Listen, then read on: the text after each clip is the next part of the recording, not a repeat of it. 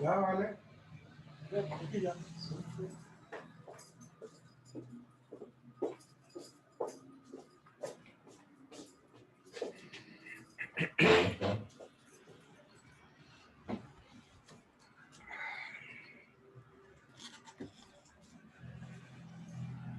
Ay, ay, ay. Muy buenas noches, ¿me están oyendo? Buenas Señor, noches, sí, ¿cómo le señor. escucha? La profe, sí. Bueno, Buenas noches, profe. buenas noches, ¿cómo les va? ¿Qué han hecho? Bien, profe, ahí trabajar. Buenas, profe. Bueno. Nos quedaría que la clase del lunes, ¿cierto? Y pare de contar. Nos toca a ustedes y a mí llegar hasta la última clase. Pero el lunes no tenemos clase solo con la profe. Sí, el lunes es el parcial con la profe. El lunes con la profe. Pero el lunes no tenemos clases nosotros. Nosotros tenemos es el martes presencial, pero ya el martes 7. ya es 8. El lunes tienen clase. El lunes tienen ellos clase con la profe. Con la profe. Sí. El lunes y el martes es conmigo. No, ya se acabó. Entonces ya conmigo ya. Ajá, Entonces esta es la última. esta es la última clase. Esta es la última porque el lunes con la profe y el martes No hay, ya no hay las clase. clases son virtuales el día lunes, o sea que sí tendrían clase contigo, de 6 a 8, de 8 a 10, perdón, y de 6 a 8 con el Lo que pasa es que la profe tenemos parcial con la profe. Tienen parcial con la profe. Entonces ella nos citó después de las 7. Y lo va a hacer Después de las 7 los citó para el parcial. Dile que la universidad determinó que no había presencialidad. Si el profesor lo determina, hay, pero como es el día de las velitas.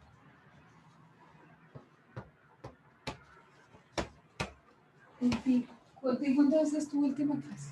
En todo caso, es decir, Pero pues, profe, ¿qué más temas tenemos pendientes? O sea, para saber si no, tenemos no, esta no. y no. No es por lo que tengamos pendientes, sino porque a mí me toca cumplir hasta el último momento con ustedes. No, pero si la otra Ok. profesora Entonces, si la profe se agarró, no hay nada que hacer. va a hacer examen el martes, pues ya ustedes están programados con ella el martes. El lunes.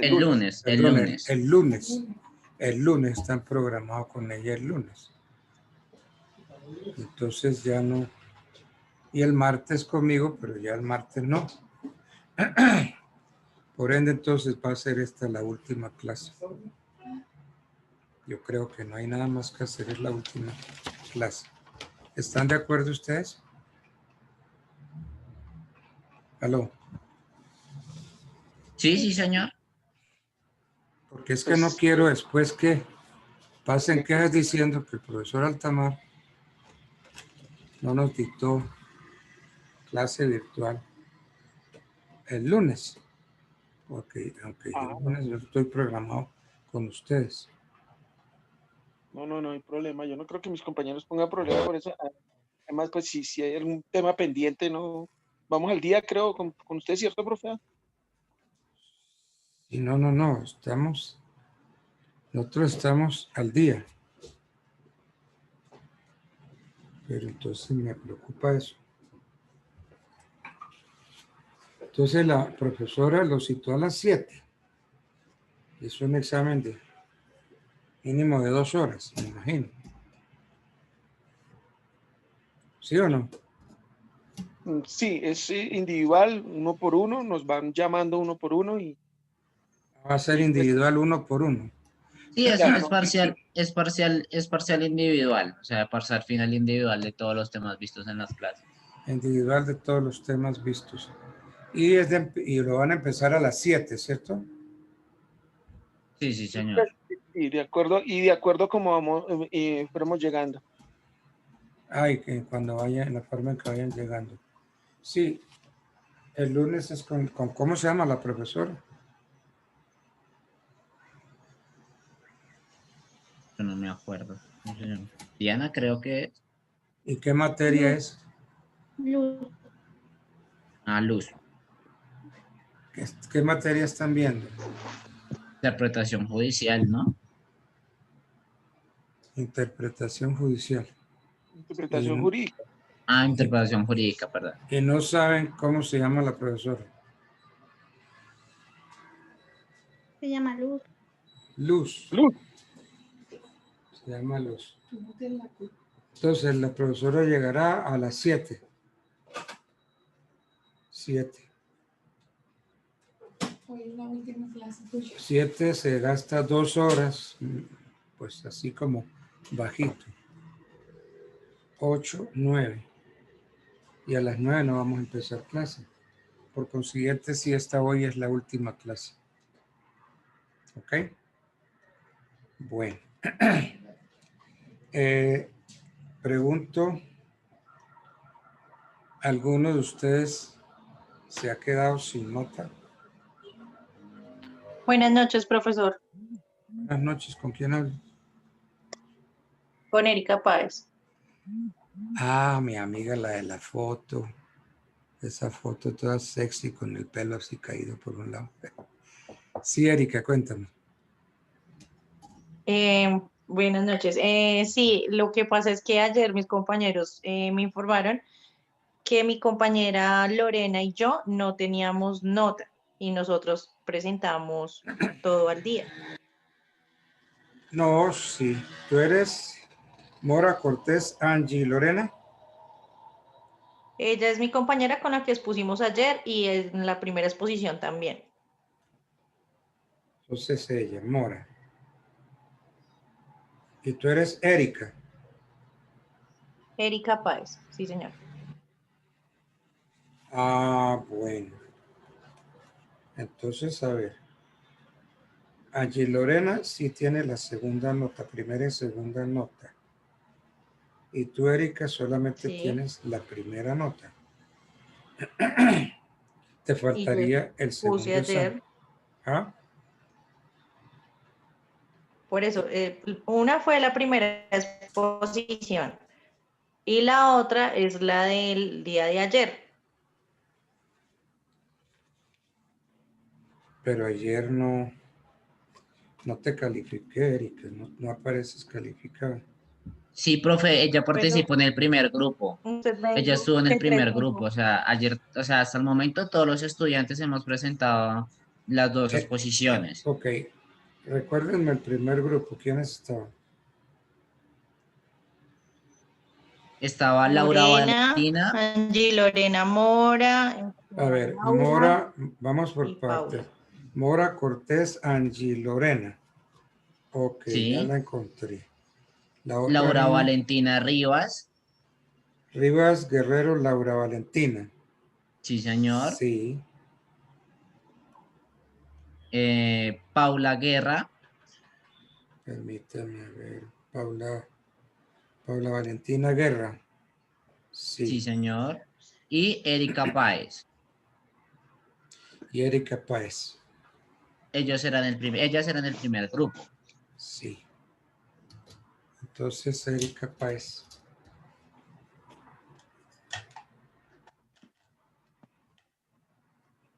Pero cuando yo digo, pues, revisemos notas y empiezo a dar notas, ¿por qué en ese momento, Erika, usted no me dice, doctor, no me puso nota? Porque su merced fue el primero que me dio la nota a mí. O sea, acabamos exposición y a la primera que nombró fue a mí. Dijo mi nota, luego siguió con la nota de Lorena Mora y posterior a mis otras compañeras. De hecho, pues mi compañera envió la grabación de la clase Y pues ahí está todo. Bueno. ¿Y qué nota te puse? 3.5. Sí. Sí, porque tus compañeros sacaron el 13. A todas nos puso 3.5, sí. Ok. Entonces, no queda, todo el mundo está calificado, no queda nadie sin calificar. Sin embargo, pregunto, si alguien cree que no está Gracias. calificado, dígalo ahora o calle para siempre, porque ya el lunes piaste tarde. Están todos calificados. Porque los que no aparecen calificados es porque se retiraron, porque no son de ese curso, porque cambiaron de jornada. ¿Ok? Sí, exacto, profe. O sea, de hecho, solo, o sea, los dos estudiantes que siempre hemos estado en clase son esos, porque pues en el registro aparecen como 18, 20 estudiantes, pero pues hay como 4 pues que nunca asistieron al curso, hubieron 2 que se cambiaron de jornada y hubieron como otras 2 personas que se dieron de baja del curso. Correcto. Déjenme llevarme por acá el nombre que quiero entrar.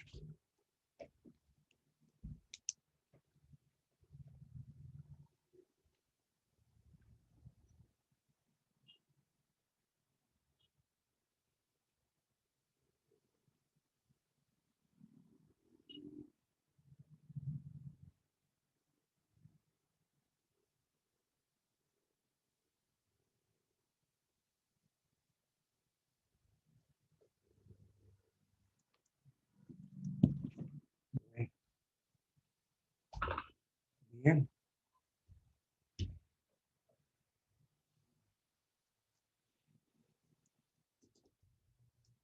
Ok, entonces ya está arreglada esa situación.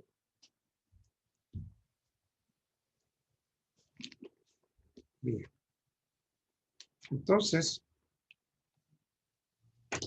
hoy es la última clase.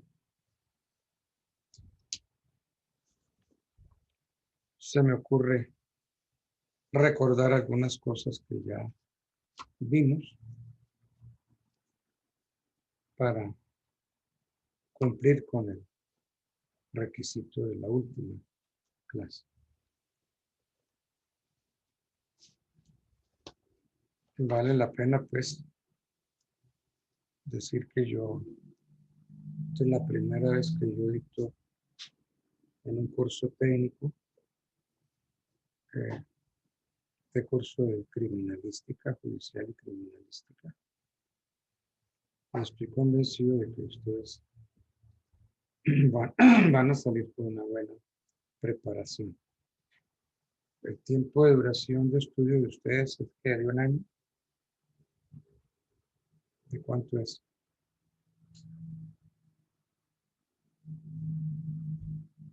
¿Alguien que Un me- año. Un año.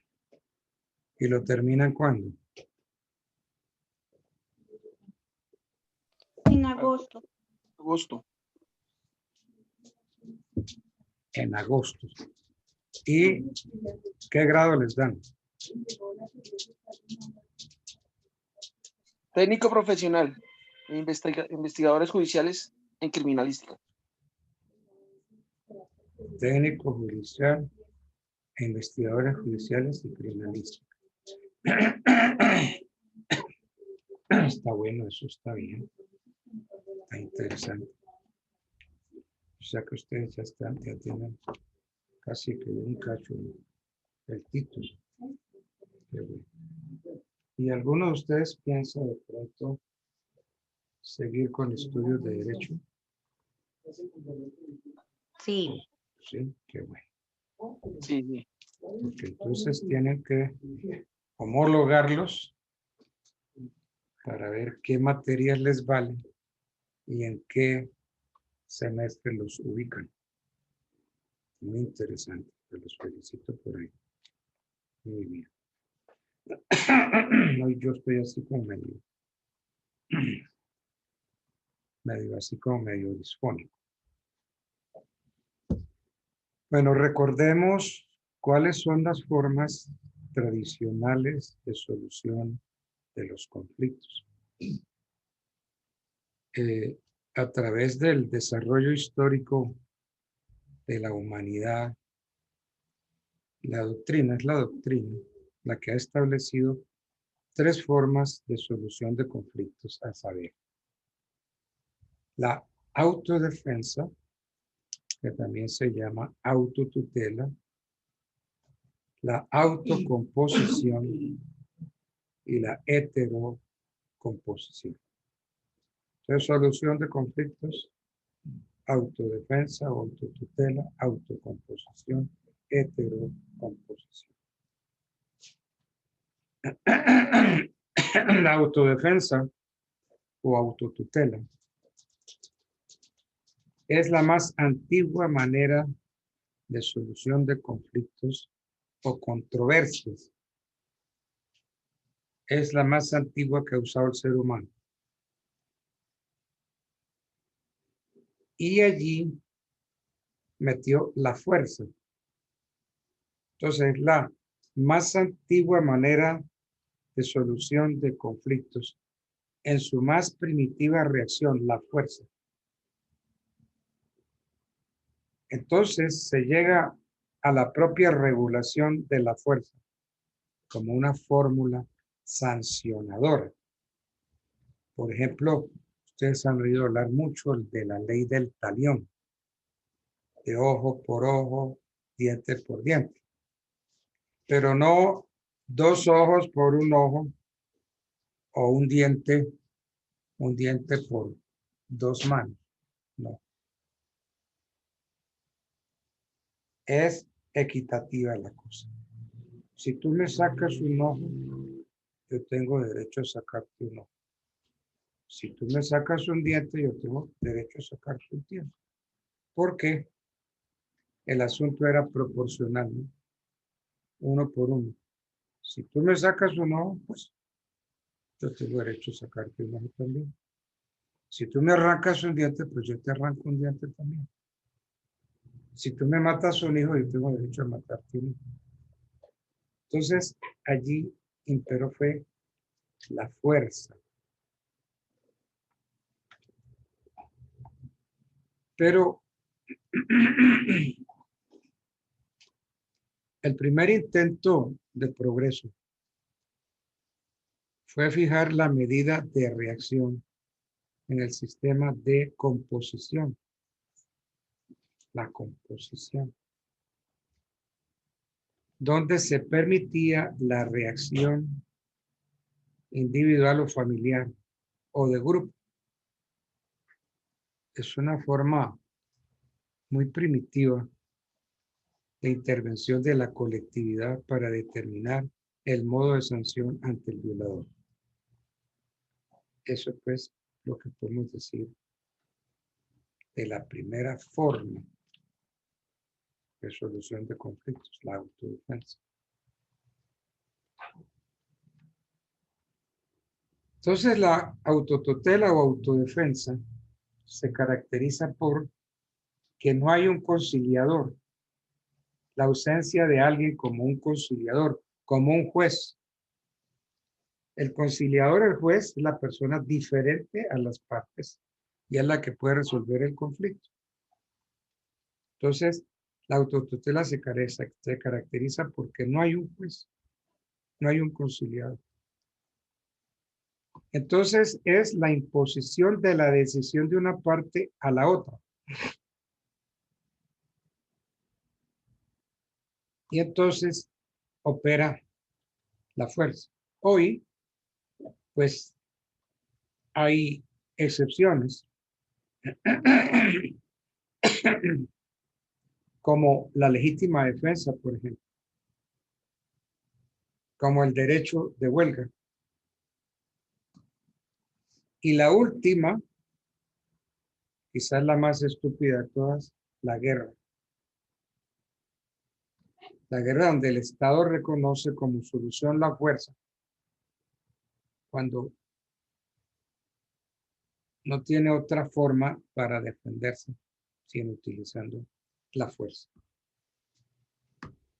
La otra manera de solución del conflicto o controversia, vamos a llamarle autocomposición,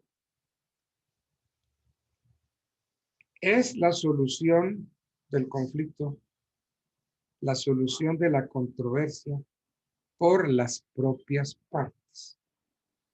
Es decir, entre las dos se soluciona.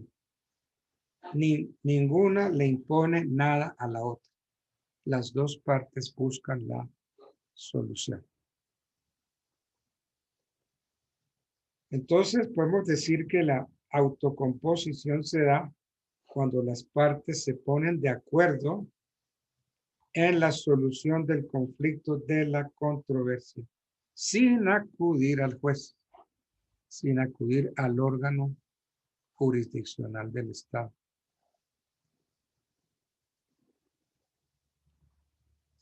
Ese caso típico, el caso típico de autocomposición sería la transacción. Transacción, la solución del conflicto entre las partes. Vamos a transigir. Llegaron a una transacción. Es un contrato de transacción. La otra forma es la llamada heterocomposición. La heterocomposición es la solución del conflicto por un tercero. Primitivamente se conoció la figura del árbitro. Hoy, y en forma tradicional, hablamos de tres clases de heterocomposición. ¿Cuáles son esas tres clases? La judicial, la arbitral y la conciliación. La judicial, ahí encontramos un tercero que es nombrado por el Estado. Y ese tercero nombrado por el Estado se llama juez. Juez, magistrado, lo que ustedes quieran, pero es juez. Entonces la heterocomposición, esta forma de heterocomposición en el proceso es la forma de solucionar la controversia mediante la función jurisdiccional del Estado. Entonces, ¿qué pasa aquí? Que el Estado se abroga para sí la función sancionadora en sustitución de los particulares.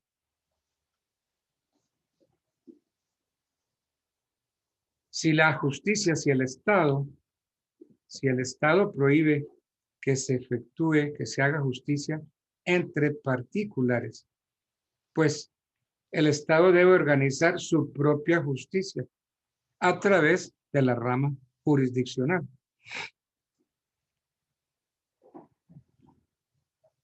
El Estado en este campo jurídico cumple con una doble función.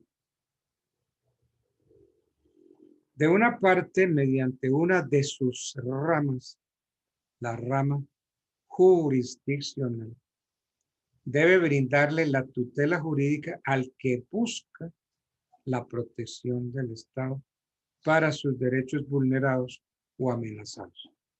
Entonces, aquí no hay nada que hacer. La heterocomposición judicial es a través del órgano jurisdiccional del Estado. La heterocomposición judicial, la arbitral. En la arbitral, las partes designan árbitros y someten a su decisión la definición del conflicto.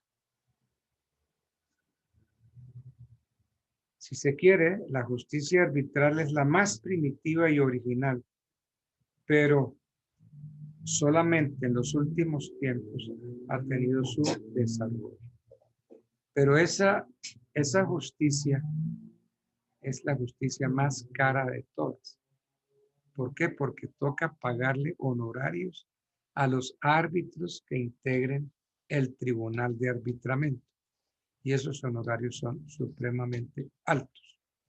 Claro que es la justicia más rápida. Esa justicia opera pues en cuestión de días o meses. No se demora como la otra.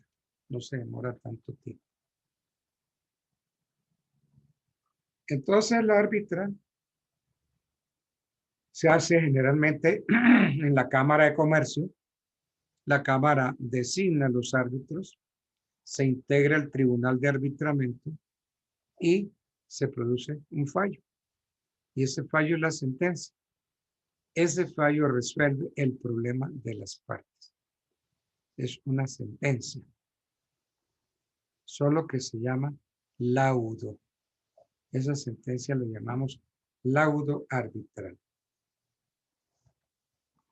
Y la última forma, que es la que más se está usando ahora, es la llamada conciliación. La conciliación es un acto efectuado por las partes, porque son las partes las que concilian. Ahí no pueden entrar los abogados, no puede entrar nadie. Las partes concilian. Ahora, ¿quién interviene? Un particular, pero investido de jurisdicción. Es decir, un particular que cumple funciones jurisdiccionales. Y se le da finalización a un proceso o se evita un proceso futuro mediante la aceptación total o parcial de lo que se pide en la conciliación.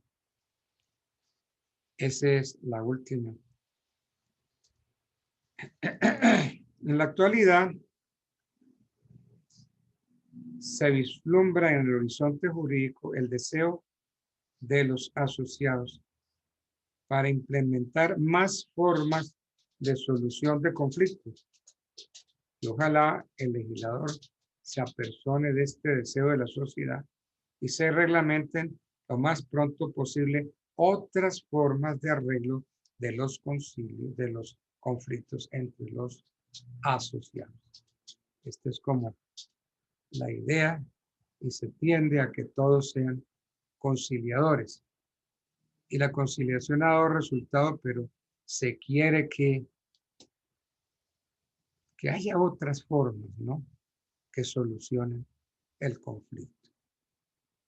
Bueno, yo quería recordarles esa parte, me pareció interesante.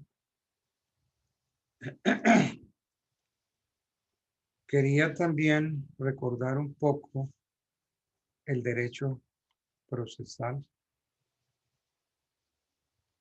y las características del derecho procesal.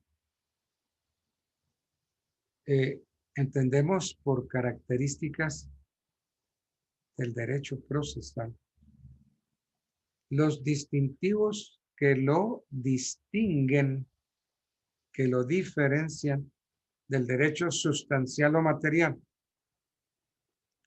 La doctrina, en su mayoría, considera que las características del derecho procesal son instrumental, autónomo, de orden público y formal.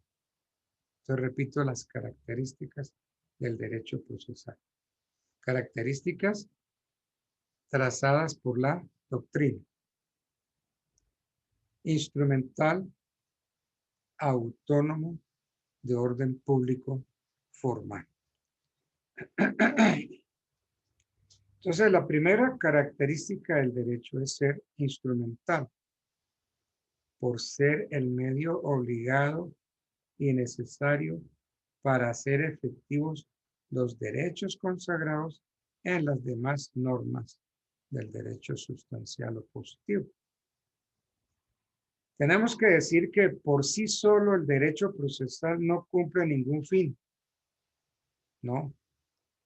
Toda su importancia se encuentra junto al derecho sustancial. Pero este es su derecho sustancial aislado, tan pronto cumple una función. Entonces, tenemos que sumar los dos. Derecho sustancial más derecho procesal es el binomio perfecto, el binomio independiente. Y con ese binomio solucionamos el conflicto. Hay que decir aquí que ninguno es suplemento del otro, que el derecho sustancial no es complemento del procesal y el procesal no es complemento del sustancial, sino que los dos juntos conforman lo que se necesita para resolver el problema. Entonces, primera característica del derecho procesal, que es instrumental. Segunda característica del derecho procesal, que es autónomo. ¿Qué significa eso? Que el derecho procesal tiene sus normas propias. El derecho procesal es autónomo porque tiene sus normas propias. Se maneja con sus propias instituciones y se maneja con sus propios principios. Desde ese punto de vista es autónomo. El derecho procesal es de orden público. Significa que sus normas no se pueden contravenir por acuerdo entre las partes o porque una de ellas no lo desea o no las quiere cumplir. Entonces, esta característica, o sea, la de orden público, está aceptada en nuestra legislación procesal civil. En el artículo 6 dispone las normas procesales son, espérenme, busco el código para no calumniarlo.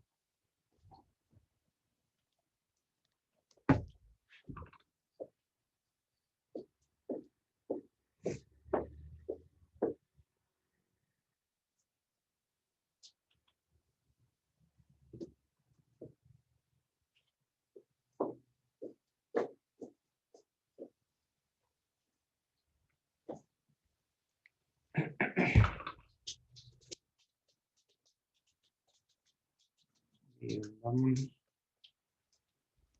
tengo el código. Vamos a buscar artículo 6.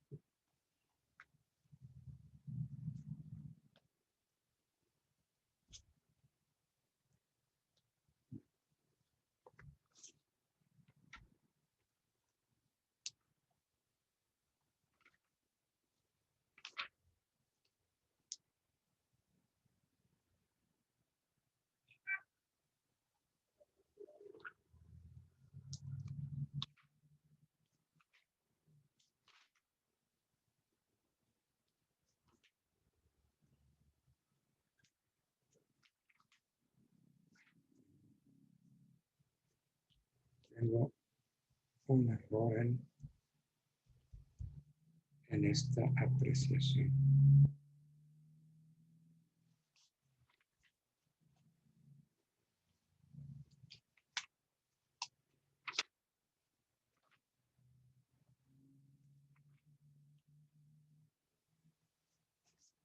Es el artículo 13, no el artículo 6, sino el artículo 13. Las normas procesales son de orden público.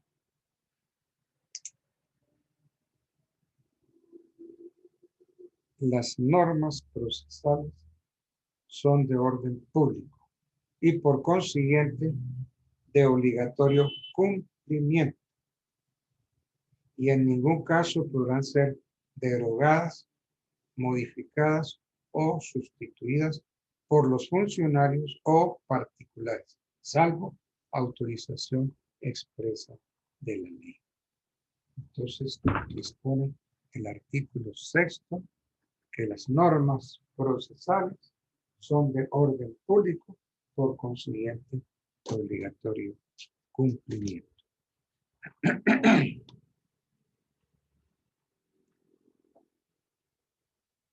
Lo anterior traduce, como ya lo insinuó el artículo, traduce que las partes no podrán de común acuerdo intentar que una pretensión se tramite pretermitiendo diligencias de obligatorio cumplimiento. No podrán de común acuerdo intentar que una pretensión brinque o se vaya más allá de el trámite de las diligencias de obligatorio cumplimiento. Por ejemplo, las partes no pueden llegar y decir que el término de ejecutoria de las providencias no será de 3 días, sino de 5. No puede decir eso.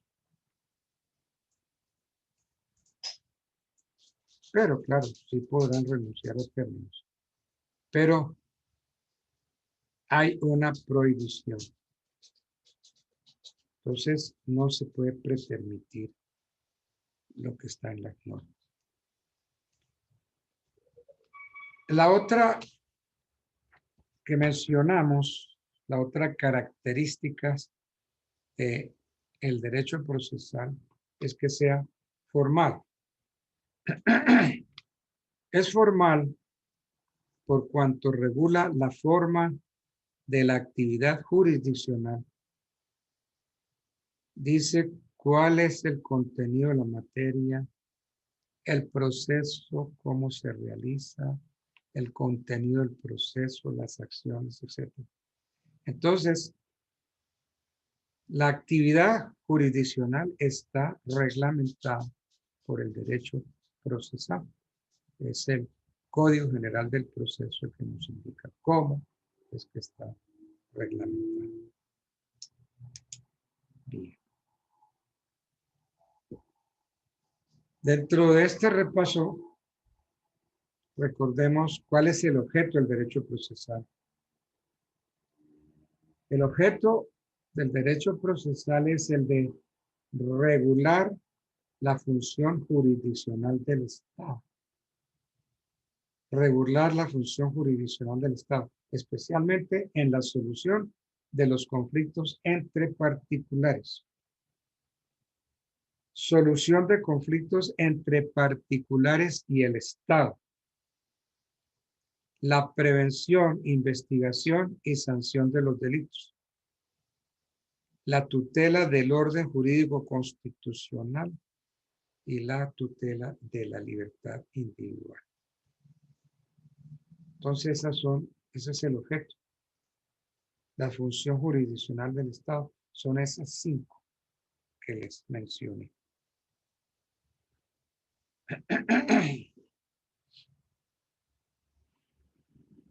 Ahora, se habla que en el derecho procesal tiene que haber unidad.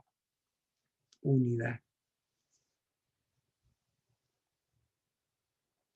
Entendemos por unidad lo que es uno solo. Entonces, el derecho procesal es uno, porque regula la función jurisdiccional del Estado y sus principios fundamentales son comunes a todas sus ramas. Entonces, es uno, lo que pasa es que se divide, podría ser que en ramas. Puede dividirse, por ejemplo, derecho procesal civil, derecho procesal penal, derecho procesal de familia, derecho procesal administrativo o contencioso administrativo, derecho procesal del trabajo, derecho procesal fiscal. Entonces hay unidad del derecho procesal en sus diversas ramas. Esa unidad del derecho procesal exige que se estudien en conjunto y con criterio común los principios generales. Esta es la razón del curso que se llama Teoría General del Proceso. Eso es lo que uno estudia en esa materia, Teoría General del Proceso. Cuando hablamos de la naturaleza jurídica del derecho procesal, entendemos la ubicación que éste tenga, la ubicación que el proceso tenga. Entonces, nos preguntamos si entonces el derecho procesal pertenece al derecho público o al derecho privado. Hay autores que consideran que no es fácil dar respuesta.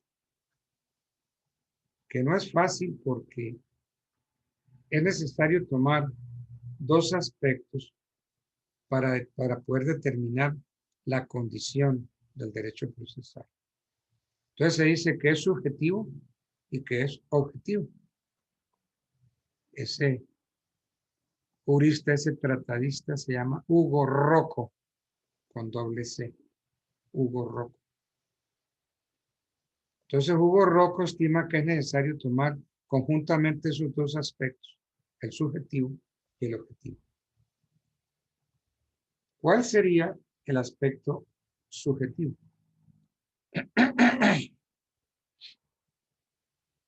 El aspecto subjetivo mira la calidad de las partes entre quienes se constituye determinada relación jurídica. Entonces, si los sujetos son particulares, la norma que regula la relación jurídica entre ellos debe ser de derecho privado.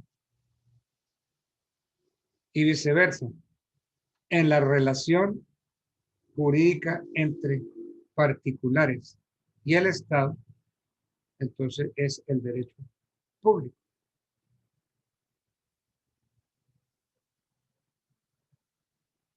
La afirmación no es del todo absoluta en razón de que el Estado no actúa siempre en la misma condición.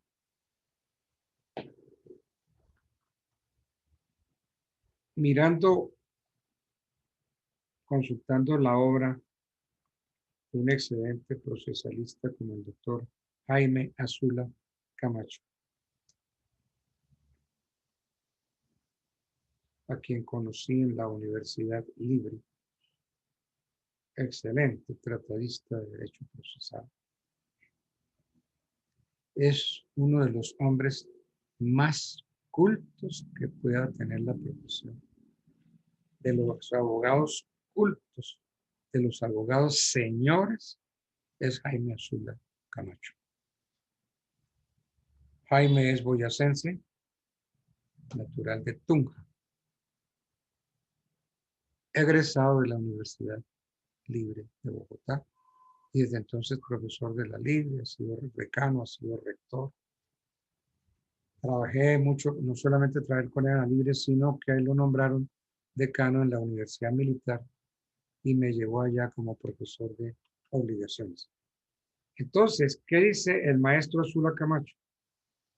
Dice que el Estado puede obrar investido de soberanía, como sucede cuando dicta normas que reglamentan la conducta de todos o parte de los miembros de la sociedad, en cuyo caso estas disposiciones incuestionablemente son de derecho público, pero también pueden hacerlo despojado de su soberanía, asimilados a un particular, como cuando toma en arrendamiento o compra un bien para atender sus necesidades, caso en el cual la norma que regula esa situación jurídica pertenece al derecho privado.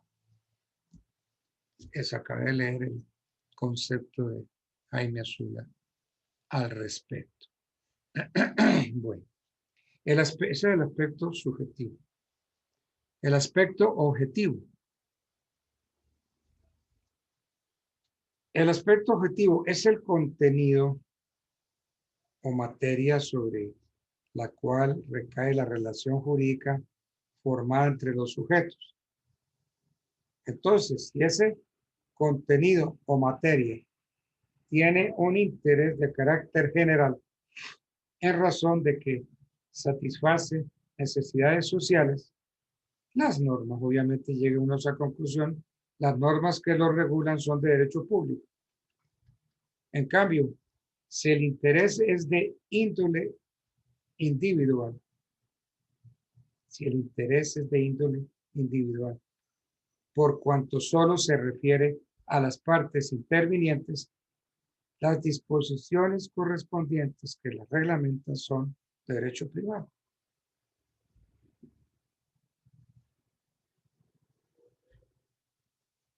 Entonces,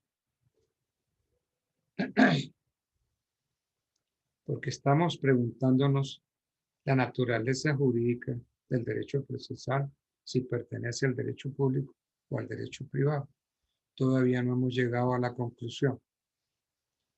Entonces, aplicando los dos aspectos al derecho procesal, tenemos que por lo atinente al subjetivo, los sujetos que intervienen están representados por el Estado de una parte, que lo hace por conducto de una de sus ramas, como es la rama jurisdiccional, e investido de soberanía, y por la otra la colectividad o el conglomerado social,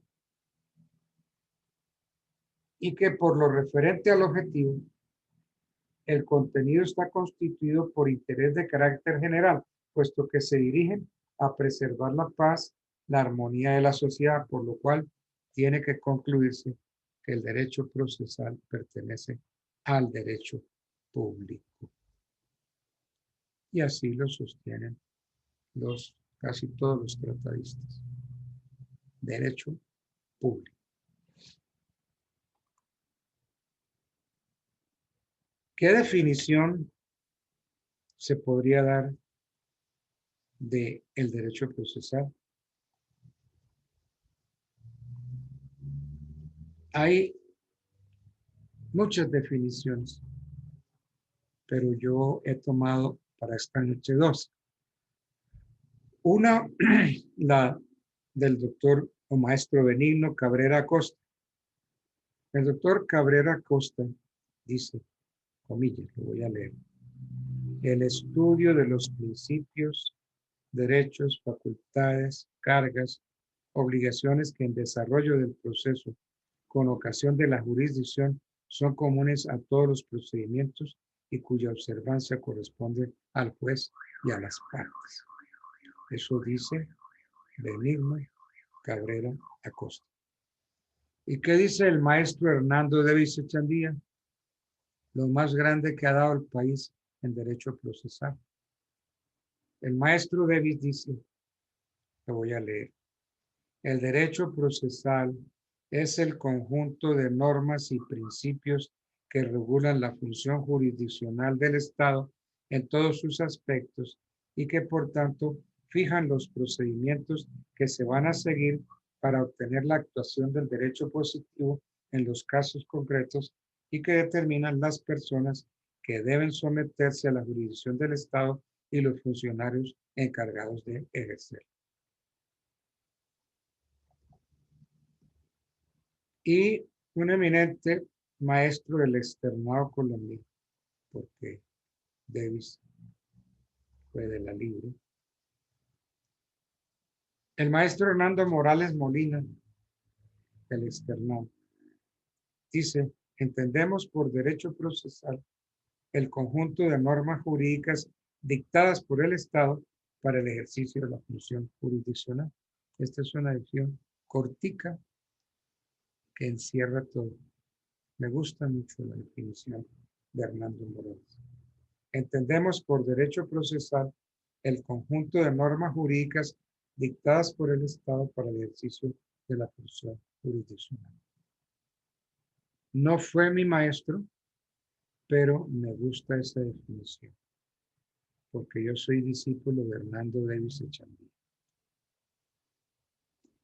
Miren cómo es de bueno tener excelentes maestros, porque esos maestros le dejan a uno enseñanza.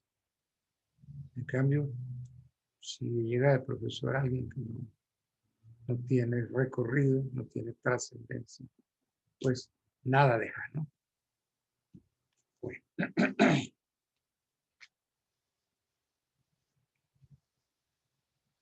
Hay unos principios constitucionales del derecho procesal. Dentro de esos principios constitucionales, hay uno muy importante que dice que hay que darle aplicación preferente a la Constitución. Entonces, el derecho procesal, la Constitución Política de Colombia establece que la Constitución es norma de normas, que la Constitución Política es norma de normas. En todo caso, de incompatibilidad entre la Constitución y la ley, se aplicarán siempre las disposiciones constitucionales. Es decir, la Constitución prima sobre todo lo demás. Entonces, ante un conflicto entre una ley cualquiera y la Constitución, siempre se tiene que preferir la Constitución.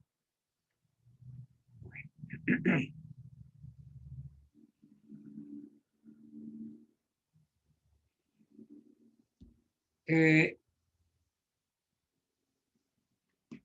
La Constitución habla de la territorialidad de la ley. Dice que tiene límites. Establece los límites del territorio, pero que debe entenderse en el sentido amplio de su contenido, por cuanto también hacen parte del territorio nacional las embajadas, las naves y aeronaves de bandera colombiana, donde se aplica la jurisdicción colombiana. Si una nave matriculada en un puerto colombiano, navegando, se presenta algún problema, entonces el comandante de la nave es el juez, es quien tiene que resolver el problema que se presenta en esa nave. Si en un crucero internacional por el mar, navegando en aguas internacionales, alguna pasajera llega a tener un niño, ese niño es colombiano. ¿Por qué? Porque nació en territorio colombiano. La nave se considera territorio colombiano. En fin,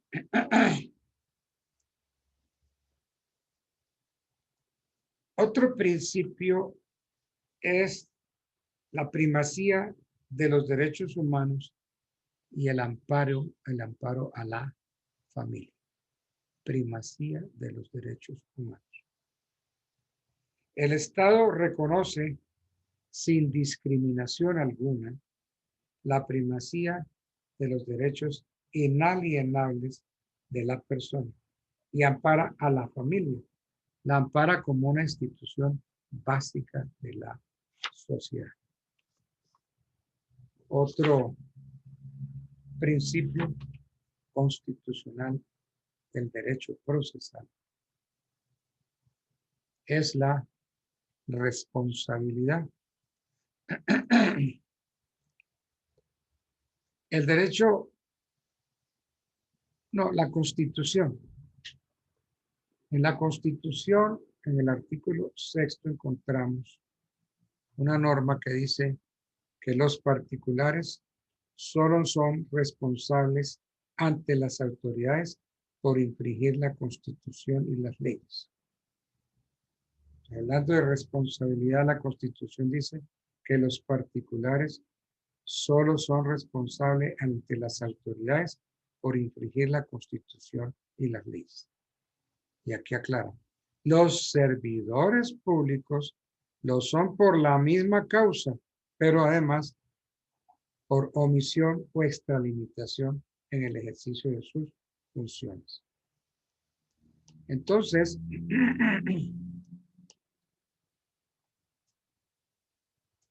los servidores públicos son responsables por acción o por omisión. Entonces, el Estado responde patrimonialmente por los daños antijurídicos que le sean imputables causados por la acción o la omisión de las autoridades públicas. Entonces, si un juez por acción ocasionó un perjuicio o por omisión ocasionó un perjuicio, el Estado tiene que pagar ese perjuicio impajaritablemente. Bueno.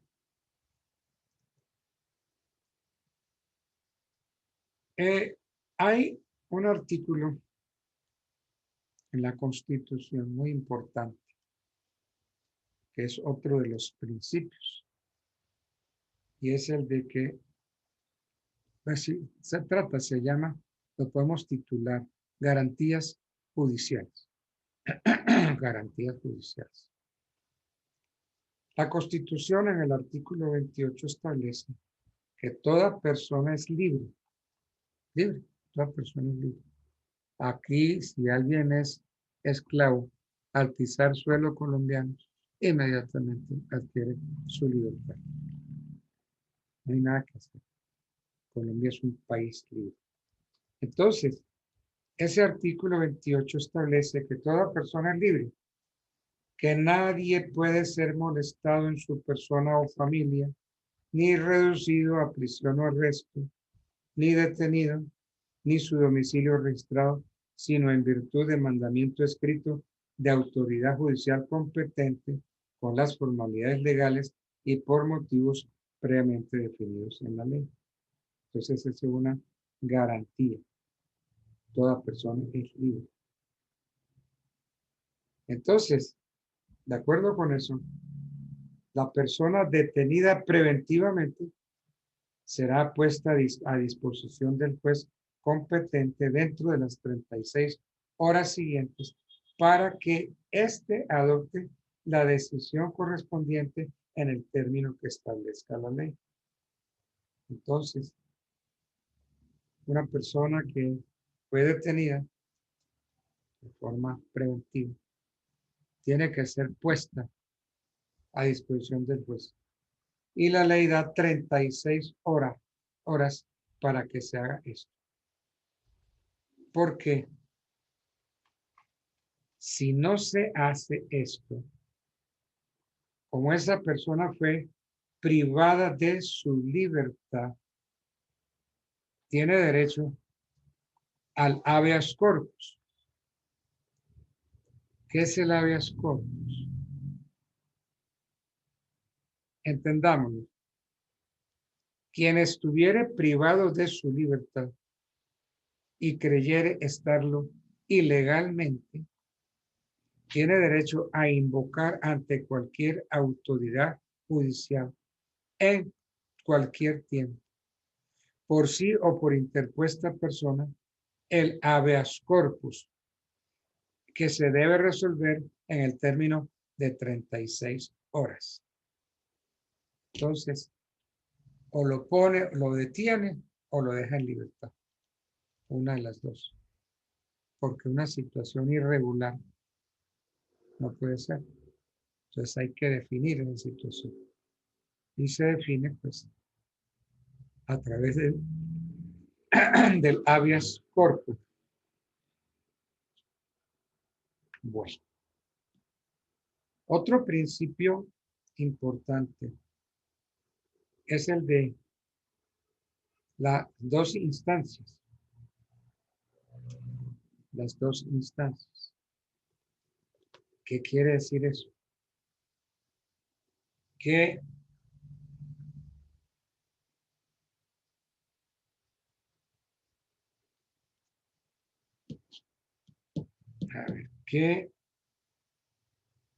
el proceso que la sentencia que se profiere puede acudir a un juez superior en apelación para que el juez superior decida la situación. Entonces, esa es una garantía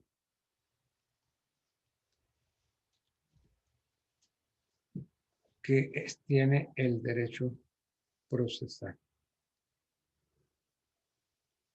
Otra garantía que se da en el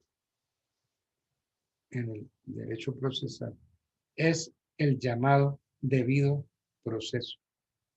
Este debido proceso se debe aplicar a toda clase de actuaciones judiciales y administrativas. Ese artículo, creo que es el 29 de la Constitución, nos establece y dice y garantiza que nadie podrá ser juzgado sino conforme a leyes preexistentes al acto que se le imputa ante juez o tribunal competente y con observancia de la plenitud de las formas propias de cada juez. También establece que en materia penal la ley permisiva o favorable, aun cuando sea posterior, se aplicará de preferencia a la restrictiva o desfavorable. Establece también un principio muy hermoso y es el de la presunción de inocencia. Toda persona se presume inocente mientras no se le haya declarado judicialmente culpable. Entonces, quien sea sindicado tiene derecho a la defensa. Tiene derecho a la asistencia de un abogado escogido por él o de oficio durante la investigación y el juzgamiento. Tiene derecho a un debido proceso público, sin dilaciones. Tiene derecho a presentar pruebas. Tiene derecho a controvertir las pruebas que se alleguen en su contra. Tiene derecho a impugnar la sentencia condenatoria y a no ser juzgado 2 veces por el mismo hecho. Eso es un principio que se conoce con el nombre de non bis in idem. Non bis in idem.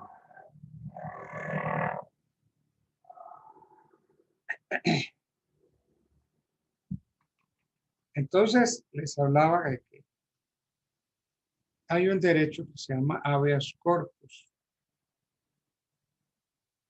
La Constitución dice que quien estuviere privado de su libertad y creyere estarlo ilegalmente, tiene derecho a invocar ante cualquier autoridad judicial en todo tiempo, por sí o por interpuesta persona, el habeas corpus, el que debe resolverse en el término de 36 horas.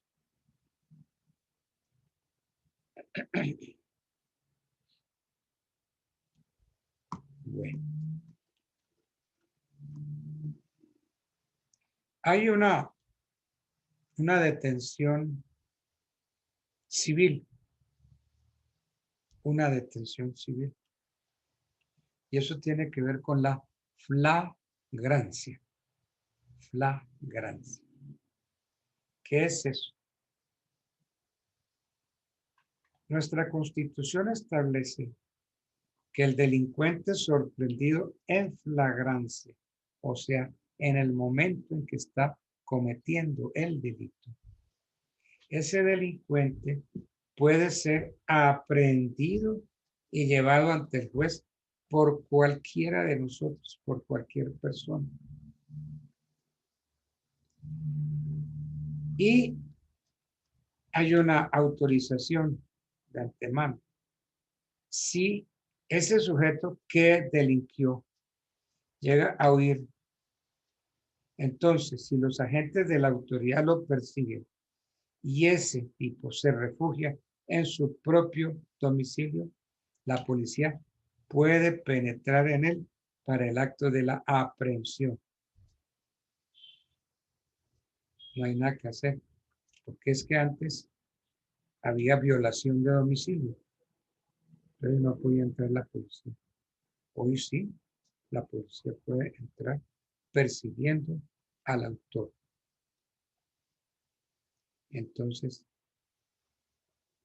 eso se llama flagrancia.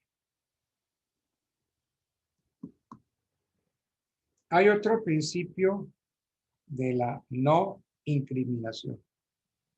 No de la autoincriminación. Realmente es un principio muy bonito. La Constitución dice que nadie podrá ser obligado a declarar contra sí mismo. Yo no puedo declarar contra el cónyuge. No puedo declarar ni contra mí mismo ni contra mi cónyuge. No puedo declarar contra mi compañero permanente o contra mi compañera permanente. No puedo declarar contra los parientes dentro del cuarto grado de consanguinidad, segundo de afinidad o primero civil. Eso es lo que se conoce por la incriminación. No a la incriminación. Y la Constitución también habla de que se prohíben las penas de destierro, prisión perpetua y confiscación.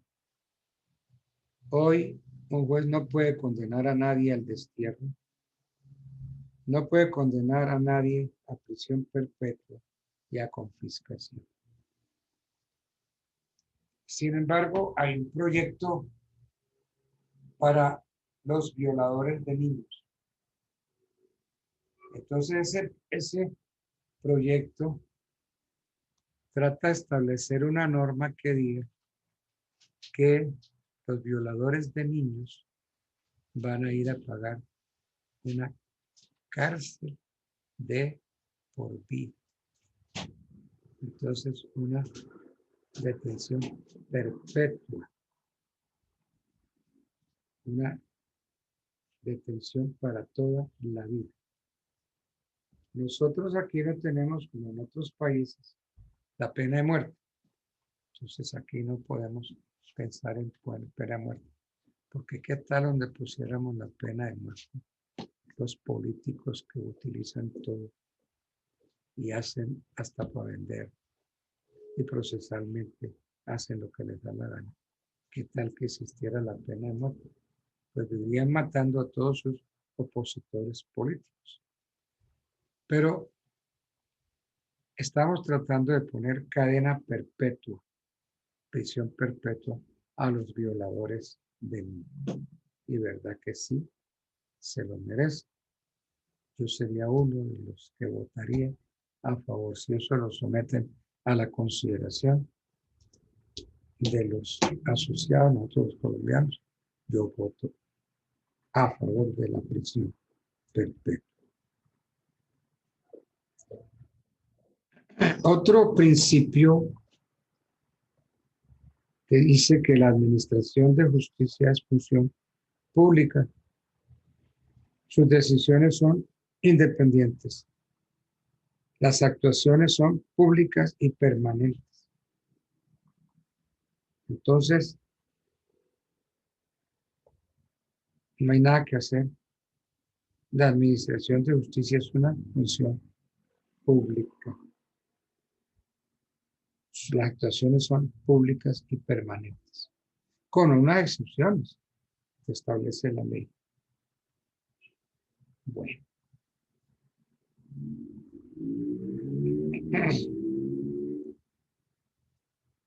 Hay unos principios que ya se llaman principios generales del procedimiento.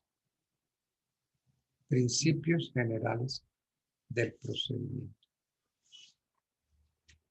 No son los principios constitucionales procesales que veníamos analizando.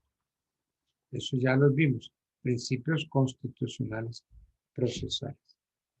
Estos son los principios generales del procedimiento.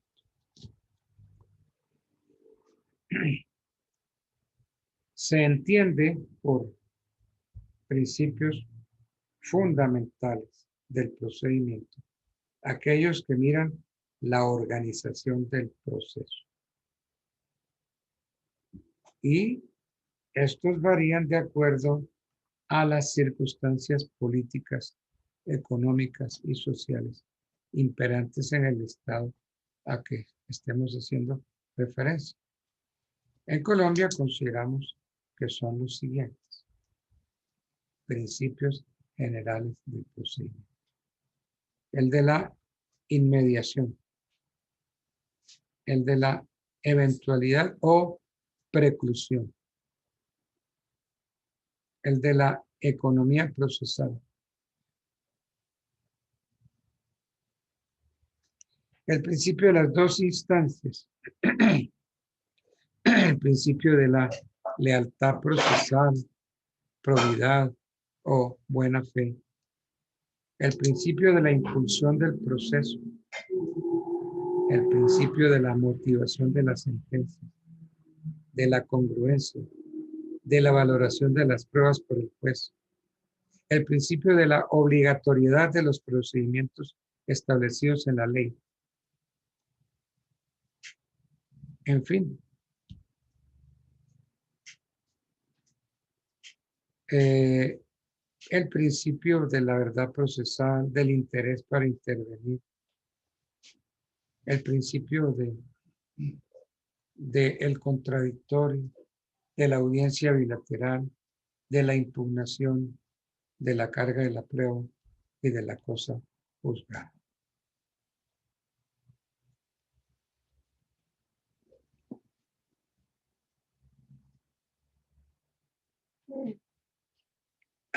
Aquí hacemos, respecto a cada uno de los principios, un breve comentario.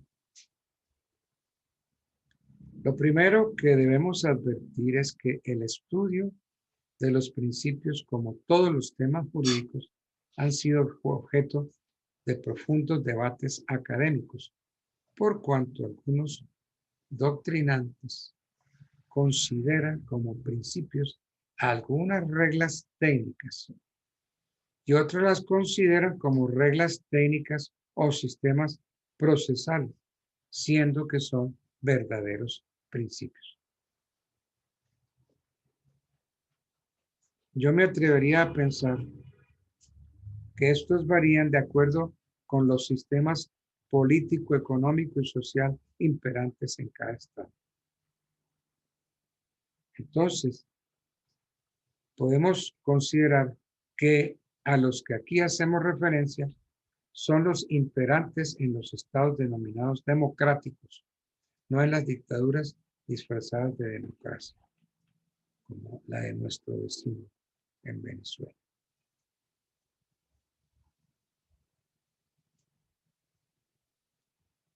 Algún día ese infame tendrá que caer.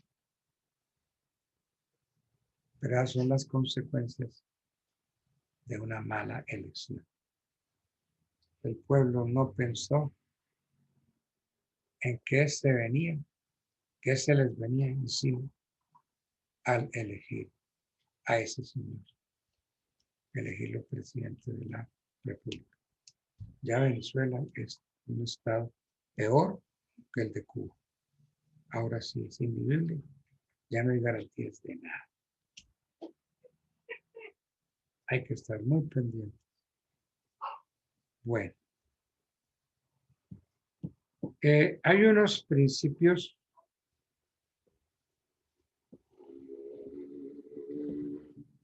que se repiten en algunos, pero se aclara en otros aspectos. Esos principios son el de la inmediación, el de la eventualidad o preclusión, el de la economía procesal,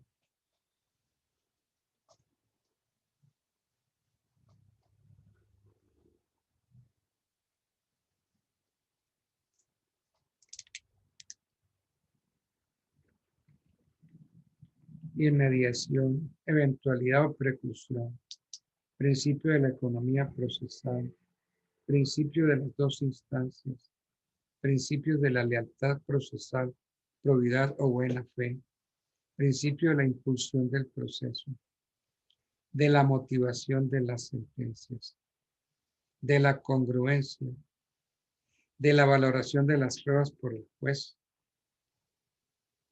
el de la obligatoriedad de los procedimientos establecidos en la ley, de que las sentencias no crean derechos, sino que se limitan a declararlos, de la verdad procesal, del interés para intervenir un proceso, del contradictorio, de la audiencia bilateral, de la impugnación, de la carga de la prueba y de la cosa juzgada. Todo esto entonces son principios. Principios.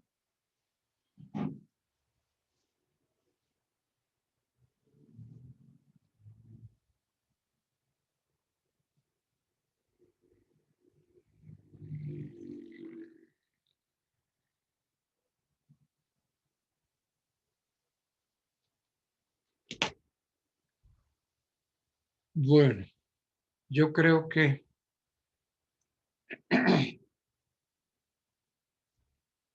estoy mirando. Sí, hay un montón de principios.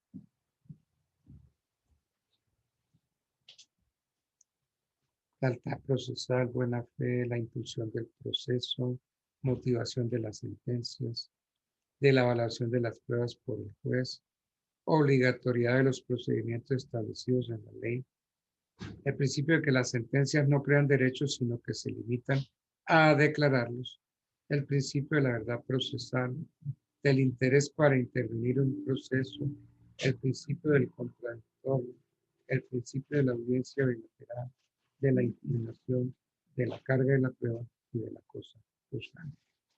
Esos pues son los principios generales del procedimiento. Bueno, muchachos, son las 9:30. Yo creo que podemos ya dejar por terminada esta última clase. No tengo más sino que agradecerles el haberme permitido ser profesores de ustedes en esta materia tan importante, que fue una materia que tocó mezclar el derecho general con el derecho procesal. Es un experimento bonito y que de pronto se seguirá repitiendo en la universidad. De todas maneras, un placer saludarlos, haber estado con ustedes y para adelante, porque para atrás ni para coger impulso. Bueno, pues muy buenas noches. Que descansen este fin de semana. Muchas gracias, profesor. Bueno, Muchas, señor. muchas gracias. No, señor, con todo gusto.